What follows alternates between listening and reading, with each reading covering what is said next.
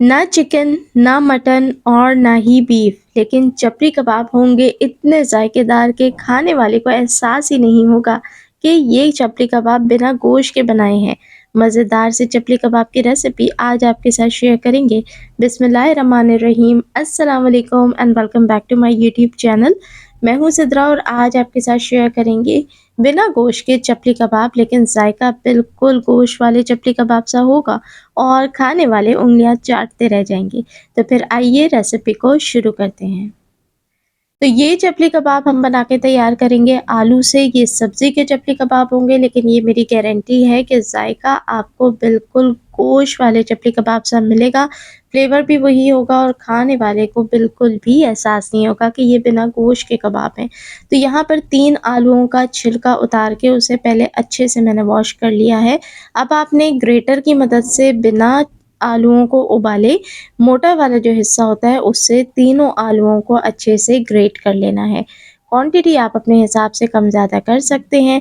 Great करने के बाद आपने इसको बर्फ़ वाला जो ठंडा चिल्ड पानी होता है ना, उससे 3 से 4 दफ़ा वॉश करना है। यानी एक दफ़ा अब ये मैंने वॉश करा है, अब ये सारा पानी मैं फेंक दूँगी, इस तरीके से ड्रेन कर लीजिए और उसके बाद दोबारा इसके अंदर ठंडा साफ़ पानी भर के एक बार फिर इसको वॉश कर लीजिए और इसी तरीके से आपने एकदम ठंडे पानी के साथ इसे 2 से 3 दफ़ा अच्छे से वॉश कर लेना है, ताकि इसका सारा का सारा जो स्टार्च है वो निकल जाए और अच्छी तरीके से निचोड़ के आपने इसको रखना है, ताकि इसका जो एक्स्ट्रा पानी है वो भी निकल जाए।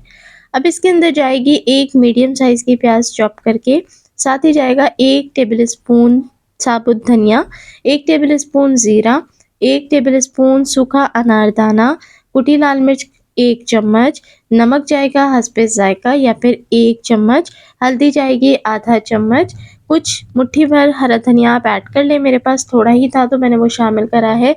हरी मिर्चें बारीक काट के ऐड कर लीजिए अपनी चॉइस के मुताबिक। अब यहाँ पर शामिल करूँगी मैं मैदा तकरीबन आधा कप। बाइंडिंग बहुत अच्छी आएगी मैदे से और क्रिस्पी कबाब बन के तैयार होंगे। तो बस अच्छे तरीके से आपने मिक्स कर लेना है और एक बार इसको मुठ दे के चेक कर लेना है कि इसमें बाइंडिंग आ रही है या नहीं। अगर तो बाइंडिंग नहीं आ रही तो फिर आप थोड़ा-सा इसके अंदर मैदा मज़ीद बढ़ा दीजिए। चलिए जी, अब थोड़ा-सा मटीरियल हाथों में इस तरीके से लेके उसे फ्लैट करें। आलूओं को हमने बिल्कुल खुश्क कर लिया था, लेकिन थोड़ा रखने पे ही इसके अंदर हल्की-सी नमी आ जाएगी। ये नमी मैदे के साथ मिक्स होगी तो बाइंडिंग बहुत अच्छी आएगी और इस तरीके से एक चपली कबाब आपने बना के तैयार कर लेना है। चपली कबाब ज़्यादा मोटे मत रख लीजिएगा और क्या है कि साइडों से आप राउंड करेंगे तो चपली कबाब की शेप हो जाएगी। ऊपर से टमाटर का एक स्लाइस लगा के इस तरीके से अटैच कर लीजिए। अच्छा, टमाटर के स्लाइस को आपने एंड में कबाब बनाने के बाद ऊपर रखना है और हल्का सा प्रेस करना है कि वो बस उस पे चिपक जाए। अब चलते हैं फ्राई करने की तरफ। ऑयल को अच्छा तेज़ गरम कर लीजिए, हल्के गरम ऑयल में। फिर ये आलू है तो ये टूट के बिखर सकता है, इसलिए ऑयल को तेज़ गरम करें। और फ्राई करने का तरीका क्या है कि जो टमाटर वाला साइड है ना, उसको आपने पहले नीचे रखना है, यानी तेल के ऊपर रखना है।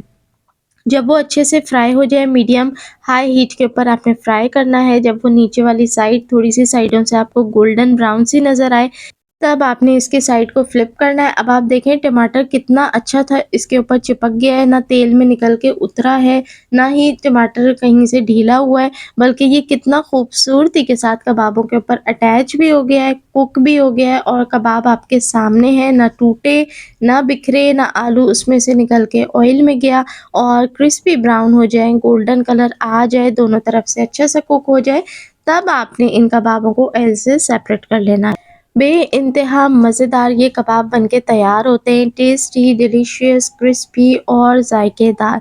तो ये रेसिपी 100% रिकमेंडेड है, एक बार मेरे कहने से ज़रूर ट्राई करें। रेसिपी कैसी लगी नीचे कमेंट करके लाज़मी बताएँ।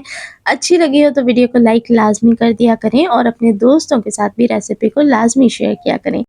चैनल पे पहली बार आए हैं तो चैनल को सब्सक्राइब कर लीजिए, बेल आइकन को ऑल पे क्लिक कर लीजिए, ताकि मज़ेदार सी रमज़ान रेसिपीज़ आप तक मिल सकें और आप मेरी यूट्यूब फैमिली का हिस्सा बन सकें। देखने वाले सभी लोगों का बेहद शुक्रिया।